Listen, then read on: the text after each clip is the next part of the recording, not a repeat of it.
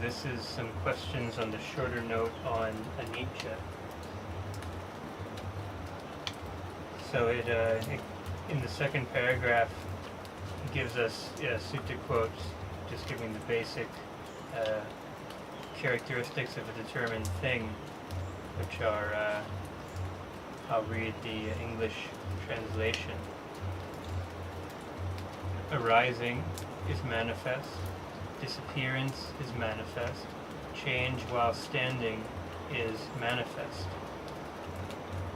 It seems at first glance one would think the order would be different, that it would be arising, then changing while standing, and then ceasing. So is there a reason why it's given in because this order? that order is rooted in a completely mistaken wrong view of the external point of view in regard to the experience, in regard to the fundamentals of space and time. So people assume the external world, which is independent of me and my experience, and that external world is also sort of possesses time in which we are placed, so to speak. So time kind of stands for that external assumption of yourself. So you think that you have arisen, you're enduring, and then you're ceasing.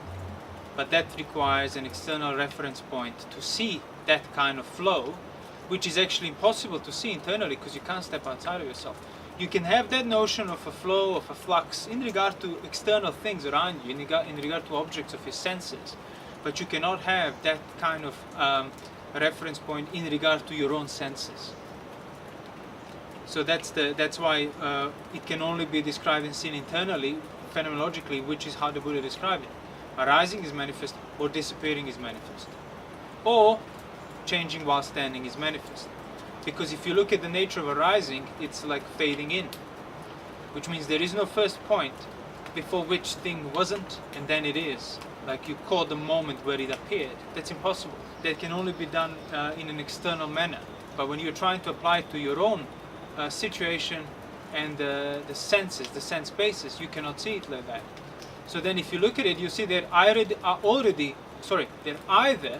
already fading in or either fading out. Doesn't matter which, it is persisting while changing or changing while standing. Why? Because if you have something fading in, means it's increasing in its presence, means it's staying the same thing while it's increasing in its presence. And that's just another way of saying it's changing while remaining the same. If something is fading out, as in it's de-intensifying in its presence, again, it stays the same thing, you can still designate it as the same thing while it's changing, as in it's fading out.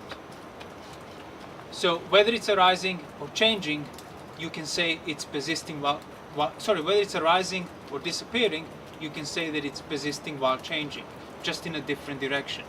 So that's why the Buddha would describe arising is manifest, ceasing is manifest, persisting while changing is manifest. There are three ways of looking at an arisen present phenomenon.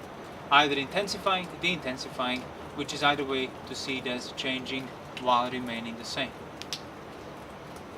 So what's often heard in meditation instructions is this idea of, things are constantly changing. I've heard all kinds of ideas, like every fraction of a second, measuring it in like nanoseconds, femtoseconds, of these little moments of being and such things. Like basically the idea, I guess, of watching changes to prove something. Yeah, it's quite unfortunate that sort of, unfortunate but not surprising that's how people, because it is the external point of view of ourselves. It's like one of the fundamental wrong views. They can manifest itself in different ways, but presently, contemporarily, the most common way is the scientific outlook, as in you see yourself inhabiting this public world, that it's there before you and it's going to carry on after you.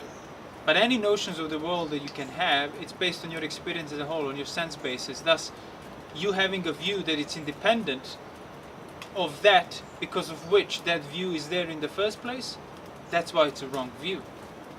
So as I said just a few seconds ago, any notion of flux requires a a non-changing reference point. So you can see things are flowing against this. And you can do that in regard to your sense objects. But you cannot do that in regard to your sense bases and sense objects. As in, you cannot step outside of the 5 aggregates and your situation as a whole and then see it as it's constantly changing, or even worse, measure the nanofractions of it. That's unthinkable. But you can come up with a pleasing theory and a very neat description of it. But that would require a person to inhabit that wrong view of the external world in regard to myself, and then everything will make sense. But because it's rooted in that misperception of the fundamental aspects of your situation, it cannot result in any knowledge, in any wisdom.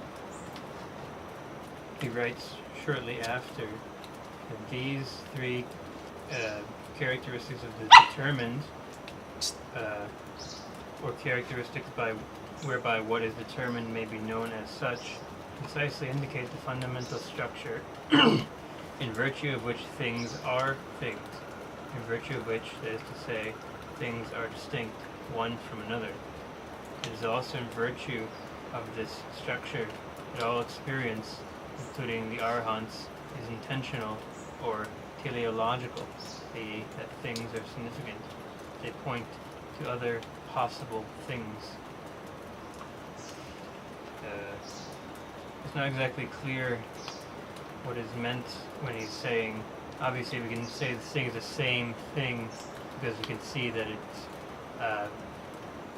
enduring at some level, but the idea that also these 3 characteristics are that by which there are intentions and significances to things at all.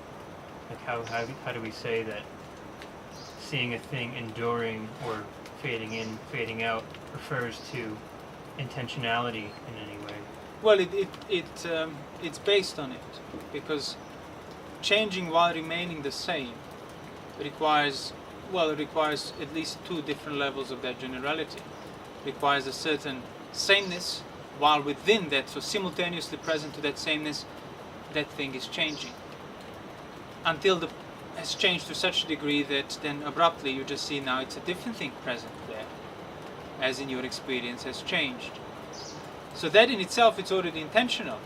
The things on the lower level of generality, that's why he talks about a fundamental structure, are bound by that general determination of still being the same thing.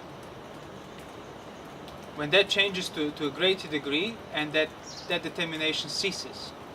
And that's the basis of any intentionality. That's the basis of any choices you can make.